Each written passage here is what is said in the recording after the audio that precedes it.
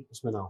حضرت آپ شعبہ تاریخ سے وابستہ ہیں، تاریخ اسلام کے حوالے سے آپ جو ہے اسلامی تاریخ کے حوالے سے کراچی یونیورسٹی میں آپ جو ہے اپنی خدمات سر انجام دے رہے ہیں، تو یہ ارشاد فرمائیے گا کہ تاریخ کا مطالعہ جو کیا جاتا ہے اس کی کیا ضرورت ہوتی ہے، اور کیا کس وجہ سے یہ جو ہے مطالعے کی طرف جو ہے طلبہ کو اجاگر کیا جاتا ہے کہ تاریخ کا مطالعہ کیا جائے؟ یہ آپ کا بڑا اچھا سوال ہے تاریخ سے متعلق۔ عام طور پر تاریخ کو اہمیت نہیں دی جاتی، تاریخ کے مضمون کو، حالانکہ تاریخ کے بارے میں کہا جاتا ہے کہ یہ ام العلوم ہے، تمام علوم کی بنیاد جو ہے وہ تاریخ ہے دراصل۔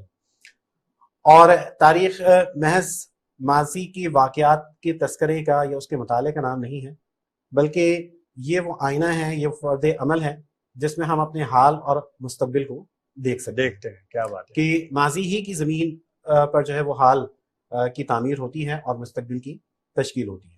تو یہ ماضی کو دریافت کرنے کا نام ہے اور اس کی بنیاد پر اپنے حال کی اصلاح کرنے اور مستقبل کی تعمیر کا نام ہے۔ تو تاریخ ایک بہت اہم علم ہے، کوئی علم ایسا نہیں ہے کہ جس کی تاریخ نہ ہو، یعنی تاریخ کے ساتھ اس کا تعلق نہ ہو۔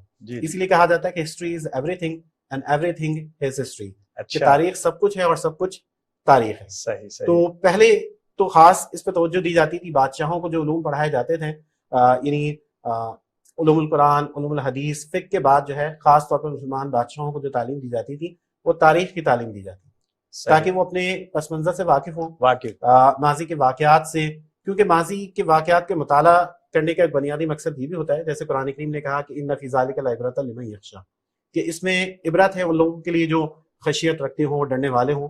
تو ایک بنیادی مقصد تو قرآن کریم نے بیان کر دیا۔ صحیح۔ پھر قرآن نے یہ بھی کہا کہ وَتِلْكَ الْأَيَّامُ نُدَاوِلُهَا بَيْنَ النَّاسِ، کہ یہ ایام ہیں جن کو ہم گردش دیتے ہیں۔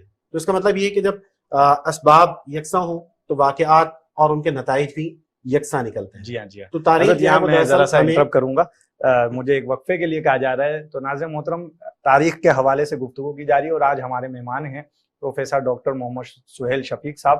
گفتگو کو یہیں سے کنٹینیو کریں گے ایک وقفے کے بعد۔ ویلکم بیک ناظرین کرام، پروگرام میم کے مہمان جاری ہے۔ وقفے سے قبل گفتگو جاری تھی پروفیسر ڈاکٹر محمد سہیل شفیق صاحب سے، اور گفتگو ہو رہی تھی تاریخ کے مطالعے کے حوالے سے۔ حضرت ارشاد فرما رہے تھے کہ ماضی کی زمین پر مستقبل کا بیج بویا جاتا ہے، مستقبل کی تعمیر کی جاتی ہے۔ آئیے گفتگو کو آگے کنٹینیو کرتے ہیں، حضرت ارشاد فرمائیے گا۔ جی، میں تاریخ کے حوالے سے چند آسان مثالوں سے اپنے قارئین کے لیے جو ہے اس بات کو جی ارشاد فرمائیے کہ جس طرح ایک فرد کے لیے اس کا حافظہ، اس کی یادداشت بڑی اہمیت رکھتی ہے، کہ اگر کوئی شخص ساری زندگی محنت کرے، بہت علم و فضل کا مالک ہو، لیکن اس کی یادداشت ہو جائے تو پھر اس کی کوئی حیثیت باقی نہیں رہتی۔ یہی حال اقوام عالم میں قوموں کا ہوتا ہے کہ جو قومیں اپنی تاریخ کو فراموش کر دیتی ہیں، پھر ان کی دنیا میں کوئی حیثیت باقی نہیں رہتی۔ حقیقت ہے۔ آپ کسی بھی شعبے کے طالب علم ہوں، آپ کا تعلق انجینئرنگ سے ہو، آپ کا تعلق جو ہے میڈیکل سے ہو، فزکس سے ہو، بایولوجی سے ہو، کوئی بھی علم جو آج جس مقام پر ہے، آپ جب تک اس کے ارتقاء سے واقف نہیں ہوں گے، آپ اس کو آگے لے کر نہیں چل سکتے۔ تو تاریخ جو ہے وہ بڑا بنیادی کردار ادا کرتی ہے۔ آپ جس علم میں، جس فن میں مہارت حاصل کرنے جا رہے ہوں، کرنا چاہتے ہوں، تو اس کے پس منظر سے، اس کی تاریخ سے آپ کا واقف ہونا ضروری ہے۔ میڈیکل سائنس آج جس مقام پر ہے تو یہ اچانک سے اس مقام پر نہیں پہنچی، بلکہ صدیوں کا ایک تسلسل ہے، تجربات ہیں، علوم کا ارتقاء ہے، اس کے نتیجے میں آج میڈیکل سائنس یہاں تک پہنچی ہے۔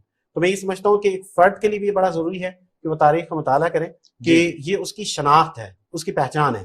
آپ کسی جگہ انٹرویو کے لیے جائیں، آپ نے بہت کچھ مطالعہ کیا ہو، لیکن آپ کی یادداشت آپ کے ساتھ نہ دیں، آپ کو کچھ یاد نہ ہو، تو پھر اس کا نتیجہ آپ جان سکتے ہیں کہ کیا ہو۔ جی ہاں، بالکل۔ تو یہی حال جو ہے وہ قوموں کا ہوتا ہے۔ تو بحیثیت ایک قوم بھی ہمارے لیے ضروری ہے، خاص طور پر جو مسلمان ہیں ان کے لیے بڑا ضروری ہے کہ وہ اپنے ماضی سے جو ہے واقف ہوں، کہ ہماری بنیاد کیا ہے، ہمارے جو تاریخی ادوار ہیں وہ کیا ہیں، اور کس طرح مختلف علوم کا ارتقاء ہوا اور مسلمانوں کی تاریخ جو ہے وہ آگے بڑھی ہے۔ جی۔